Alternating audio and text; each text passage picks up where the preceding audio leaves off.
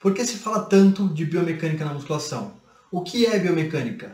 A biomecânica superestimada? Ela realmente ajuda na hipertrofia ou é apenas hype? Essa e muitas outras perguntas é o que eu vou responder nesse vídeo hoje. Então se prepara para saber tudo sobre biomecânica aplicada na musculação e no fisiculturismo.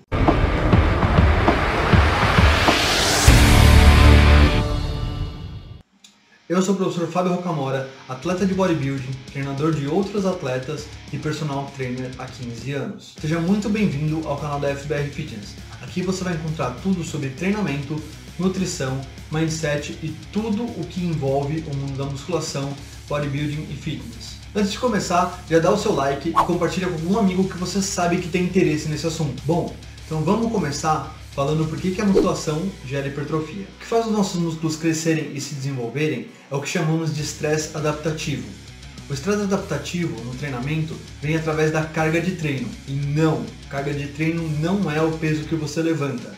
Carga de treino é o produto de intensidade vezes o volume de treino. Se você quiser saber como calcular a carga de treino, clica no card que vai aparecer aqui em cima que eu tenho um vídeo explicando tudo sobre isso. Bom, se o que faz a musculatura crescer e se desenvolver é o estresse adaptativo, me parece sensato afirmar que quanto mais estresse submetermos o músculo-alvo, maior será a resposta e, portanto, maior será a hipertrofia. Esse pensamento está correto, mas na verdade existe um limite para isso. Existe o que chamamos de estímulo ótimo.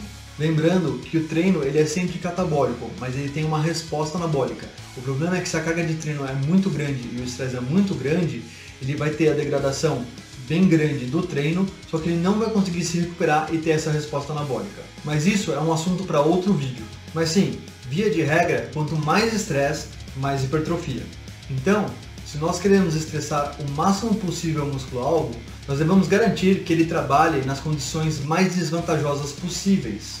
E isso inclui ele conseguir trabalhar o mais isolado possível. Obviamente, nós não conseguimos isolar a musculatura-alvo, mesmo porque cada movimento articular tem mais do que um músculo motor. Ou seja, tem mais de um músculo responsável por aquele movimento. Se você quiser entender por que a gente não tem que ficar jogando peso para cima e para baixo na musculação e isolar o máximo possível o músculo que você quer atingir, eu vou deixar nesse card aqui em cima um vídeo onde eu explico tudo sobre isso também. Nós também podemos utilizar técnicas psicomotoras. É uma forma específica de pensar cada movimento que faz com que o músculo-alvo seja mais recrutado e trabalhe mais, sofrendo assim mais estresse. Eu ainda vou gravar um vídeo sobre técnicas psicomotoras e eu não sei quando você está assistindo esse vídeo. Pode ser que já esteja gravado. Se já estiver gravado, eu vou deixar um card aqui em cima para esse vídeo. Beleza, nós já entendemos do básico de como usar a musculação para construir músculos. Obviamente, junto com o treinamento, você precisa de nutrientes e o descanso. Afinal, o treinamento cria a demanda de nutrientes, a nutrição fornece esses nutrientes e é no descanso que a gente se recupera e fica mais forte. Se você quiser saber mais sobre os pilares da construção muscular, eu já gravei um vídeo onde eu explico exatamente qual é a importância de cada um deles. Eu vou deixar num card aqui em cima também. Bom, agora que a gente já entendeu qual é o papel da musculação na hipertrofia, vamos entender o que é biomecânica. Biomecânica é a ciência que estuda os movimentos no corpo humano. A biomecânica é sustentada por 3 pilares. A anatomia, que é a ciência que estuda as estruturas do corpo humano, a fisiologia, que é a ciência que estuda o funcionamento dessas estruturas, e a mecânica, que é o ramo da física que estuda os movimentos, forças e torques. Bom, beleza, agora você já sabe o que é biomecânica, então vamos ver como ela pode te ajudar a ficar monstrão. Bom, a gente falou até agora que quanto mais estresse adaptativo no músculo-alvo, ou seja, o músculo que a gente quer desenvolver, melhor. Então, é exatamente aí que entra a biomecânica aplicada no treinamento de musculação. A biomecânica analisa aspectos do treinamento que fazem com que ele fique muito mais eficiente. São 7 aspectos principais que a biomecânica analisa. Forças atuantes. As forças atuantes são as forças que estão envolvidas no exercício, como, por exemplo, a força dos seus músculos, a força do peso que você está levantando, a tensão do cabo, etc. Alavancas. As alavancas são a distância do eixo de rotação até onde essas forças estão atuando. Por exemplo, quando você faz uma elevação lateral, a alavanca é sempre a distância do centro do peso até o seu ombro. Quando você faz uma rosca direta, a alavanca ela é sempre a distância do centro do peso até o seu cotovelo. Torques. Torques são as entidades físicas que fazem com que as coisas rodem ou parem de rodar. Você pode entender o torque como se fosse uma força no mundo da rotação. Enquanto a força empurra o sistema numa linha reta, o torque faz com que esse sistema gire. É importante você reparar que todos os movimentos do corpo humano são feitos em rotação, sempre ocorrendo uma rotação em volta de uma articulação. Isso fica claro quando a gente analisa o movimento da rosca direta. O peso descreve uma curva em torno do seu cotovelo pela ação do seu bíceps. Já quando a gente para analisar o supino, é um pouquinho mais difícil de ver isso, porque o peso, que é a barra, ele faz um movimento reto, ele faz um movimento retilíneo. Só que os seus membros eles estão rodando em torno de articulações. O seu braço roda em torno da articulação do ombro, pela ação do peitoral, e o seu antebraço ele roda em torno da articulação do cotovelo, por ação do tríceps. Todos os movimentos que eu falei, tanto da rosca direta quanto do supino, tem mais músculos motores, mas eu não quero te confundir agora. Então, segura só um pouquinho, que mais pra frente, quando a gente for analisar os músculos motores, eu vou falar exatamente quais são os músculos que fazem cada um desses movimentos articulares. Movimentos. A gente já praticamente tem uma prévia sobre isso, mas é a análise de cada exercício em si. Nós analisamos cada exercício e os decompomos em movimentos articulares. Como eu disse, eu fiz uma prévia meio boba no tópico passado, mas agora a gente vai ver como é realmente feito isso de verdade. Para ficar mais fácil de entender, vamos começar analisando o movimento da rosca direta, que é um movimento monoarticular, ou seja, só tem uma articulação trabalhando, que nesse caso é o cotovelo. Beleza!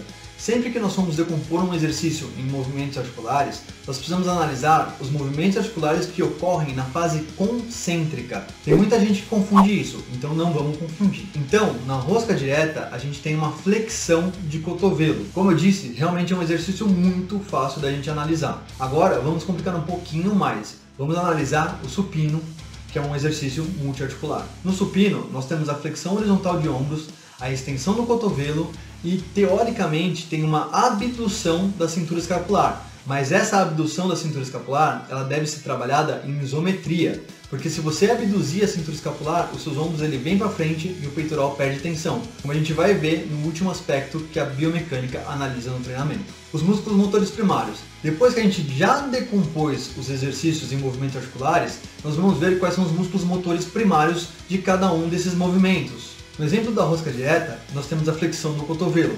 A flexão do cotovelo tem como músculos motores primários o bíceps braquial, que esse todo mundo conhece, o braquial anterior, que é um músculo profundo que fica por debaixo do bíceps, e o radiobraquial, que é um músculo que fica aqui em cima no antebraço. Já no exemplo do supino, a gente tem os três movimentos para analisar. Então os músculos motores primários do supino, pela flexão de ombro, a gente tem o peitoral maior, porção external, o deltóide anterior e o coracobraquial.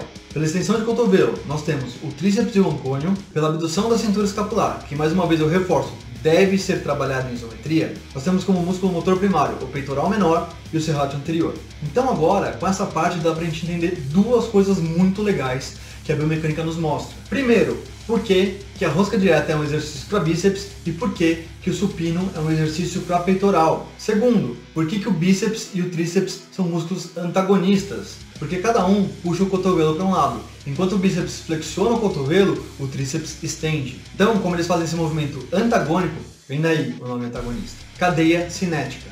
Todo músculo é ligado aos ossos por tendões para gerar movimento. E todo músculo tem dois tendões. Um se chama inserção e a outra se chama origem. Quando o músculo se contrai e encurta, ele aproxima a inserção da origem, fazendo com que ocorra um movimento. Quando a inserção se aproxima da origem, nós temos um movimento em cadeia aberta. Quando a origem se aproxima da inserção, nós temos um movimento em cadeia fechada. Pode parecer complicado, mas assim que eu te der exemplos, você vai ver como é simples. Para ficar mel na chupeta de entender, eu vou usar exercícios que têm os mesmos movimentos articulares, mas um é em cadeia aberta e outro em cadeia fechada. Supino e flexão de braço. Os dois são compostos pela flexão horizontal de ombro, extensão do tríceps e abdução da cintura escapular em isometria. O supino é um movimento em cadeia aberta, enquanto a flexão é um movimento em cadeia fechada. Leg press e agachamento. Os dois são compostos pela extensão do quadril, extensão do joelho e flexão plantar. O leg press é um movimento em cadeia aberta, enquanto o agachamento é um movimento em cadeia fechada. Cadeira flexora e flexão nórdica. As duas são compostas por uma flexão de joelho. A cadeira flexora é um movimento em cadeia aberta, enquanto a flexão nórdica é um movimento em cadeia fechada. puxada na frente e barra fixa. Os dois exercícios são compostos por uma adução de ombro, uma flexão de cotovelo e uma depressão da cintura escapular. A puxada na frente, que é realizada no pulley, é um movimento em cadeia aberta, enquanto a barra fixa é um movimento em cadeia fechada. Deu para entender a diferença?